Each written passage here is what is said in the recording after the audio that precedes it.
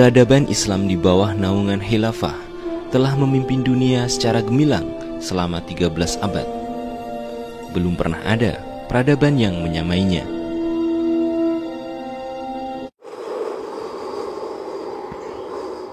Bismillahirrahmanirrahim.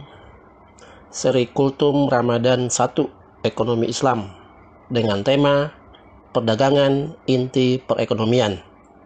Assalamualaikum warahmatullahi wabarakatuh.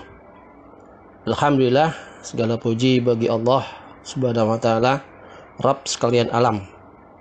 Khusus bulan Ramadan ini, Kabar Sirkah hadir setiap hari dalam format seri Kultum khusus ekonomi Islam. Biasanya selama Ramadan, pembahasan kajian selalu seputar masalah ibadah mahdoh. Jarang sekali yang memberikan kultum tentang ekonomi Islam. Untuk edisi perdana ini, edisi pertama ini, kita akan mengkaji tentang perniagaan. Adapun dasar atau dalil dari perniagaan ini, kita bisa mengambil dari surat An-Nisa ayat 29. Allah Subhanahu wa taala berfirman, A'udzubillahi minasyaitonir rajim. Ya ayyuhalladzina amanu la taqulu amwalakum bainakum bil batil illa an takuna tijaratan antaradin minkum wala taqtulu anfusakum innallaha kana bikum rahima. Artinya, hai orang-orang yang beriman, janganlah kamu saling memakan harta sesamamu dengan jalan yang batil, kecuali dengan jalan perniagaan yang berlaku dengan suka sama suka di antara kamu. Dan janganlah kamu membunuh dirimu, sesungguhnya Allah adalah Maha Penyayang kepadamu. Quran Surat An-Nisa ayat 29. Kata kunci dari ayat ini ada dua yang kita bisa kaji. Pertama, perniagaan adalah inti ekonomi dengan transaksi berdasarkan prinsip suka sama suka atau saling ridho. Kedua, jika tidak, maka perniagaannya adalah statusnya batil. Sekarang, mari kita fokus membahas dua kata kunci di atas. Pertama, perniagaan kenapa disebut inti ekonomi? Kita lihat faktanya. Dalam ekonomi ada barang dan jasa yang dihasilkan oleh produsen. Jika hanya ada sepihak dalam ekonomi, semua berperan sebagai produsen misalnya, lantas siapa yang akan memakai barang atau jasa tersebut? Jelas tidak mungkin. Atau dibalik, semua orang berperan sebagai konsumen, memakai barang dan jasa. Lantas apa yang diperniagakan? Jelas tidak mungkin. Jadi, perniagaan inilah yang menarik manusia untuk melakukan transaksi, sehingga roda perekonomian bisa bergerak. Prinsip sederhananya seperti itu. Agar perniagaan berjalan dengan baik dan benar, harus ada mekanisme yang berlaku yang disepakati semua orang, yaitu perniagaan atas dasar saling ridho. Dalam ayat di atas disebut dengan kalimat antaradin minkum.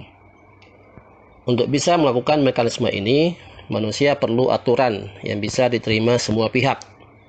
Jelas kalau aturan sepihak dari manusia tidak akan mampu mewujudkan mekanisme ini. Disinilah urgensi syariat Islam diperlukan. Karena syariat ini berasal dari Sang Khalik, Sang Pencipta manusia, Allah Subhanahu wa taala. Bukan aturan buatan manusia seperti sistem ekonomi kapitalisme atau sistem ekonomi sosialisme komunisme yang didominasi sepihak saja. Jika dalam kapitalisme didominasi oleh pihak pemodal oligarki, sedangkan pada sosialisme, komunisme didominasi oleh negara diktator absolut. Jelas dua sistem ekonomi ini tidak sesuai dengan fitrah manusia, karena prinsip saling ridho atau suka sama suka sulit terwujud, karena ada pihak yang mendominasi pihak lainnya. Kedua, jika perniagaannya tidak berdasarkan prinsip saling ridho atau suka sama suka, Allah Subhanahu wa taala jelas memvonis perniagaan itu adalah batil. Makna batil di sini sangat jelas, tidak perlu penafsiran yang rumit.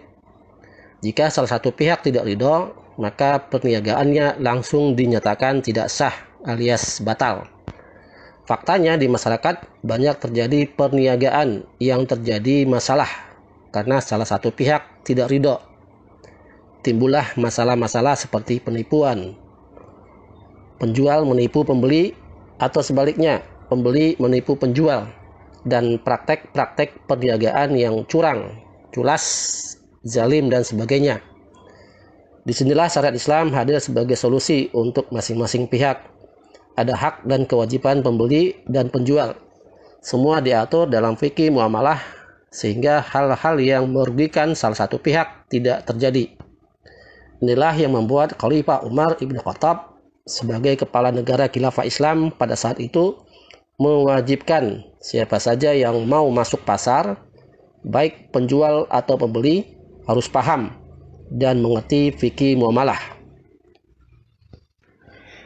Jika terjadi masalah, bisa langsung diadukan ke qadhi hisbah atau hakim yang standby berkeliling pasar untuk mengontrol jalannya transaksi di pasar-pasar kaum muslimin dengan pengadilan digelar di tempat kejadian.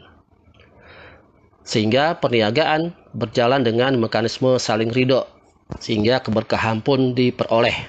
Tidak seperti sekarang. Jika kita ingin masuk pasar, baik sebagai pembeli atau penjual, sudah terlebih dahulu was-was akan timbulnya praktek sepihak yang merugikan salah satu pihak. Seperti masuk dalam hutan rimba yang kuat akan memakan yang lemah. Negara tidak hadir dalam perniagaan yang didominasi oleh sistem kapitalisme di negeri ini. Inilah konsekuensi negara sekuler yang menjadikan syariat Islam hanya berlaku parsial atau sebagian di bidang-bidang yang bagi negara menghasilkan fulus seperti urusan haji atau zakat. Wajarlah negeri ini semakin jauh dari syariat Islam walaupun penduduknya mayoritas beragama Islam. Tapi hukum yang berlaku bukan hukum Islam. Pertanyaannya, apakah masih mau terus hidup dengan sistem ekonomi kapitalisme ini? Katakan tidak untuk kapitalisme. Dunia Islam pada masa Rasulullah SAW menguasai jalur perdagangan di sekitar Jazirah Hijaz dan sekitarnya, dan meluas menguasai jalur perdagangan di 23 belahan dunia pada masa kekhalifahan Islam selama hampir 13 abad lamanya. Sekarang umat Islam terpuruk. Jalur perdagangan malah dikuasai oleh asing dan aseng. Sudah saatnya umat Islam bangkit dari tidur panjangnya. Siapa yang menguasai jalur perdagangan, maka akan mengatur perekonomian dunia. Demikian, semoga bermanfaat bagi umat Islam untuk tetap istiqomah dengan menjalankan syariat Islamnya sebagai solusi dari semua permasalahan. Jumpa lagi dalam seri Kultum Ramadan berikutnya. Kabar Sirkah, akurat, mencerdaskan. Wassalamualaikum warahmatullahi wabarakatuh.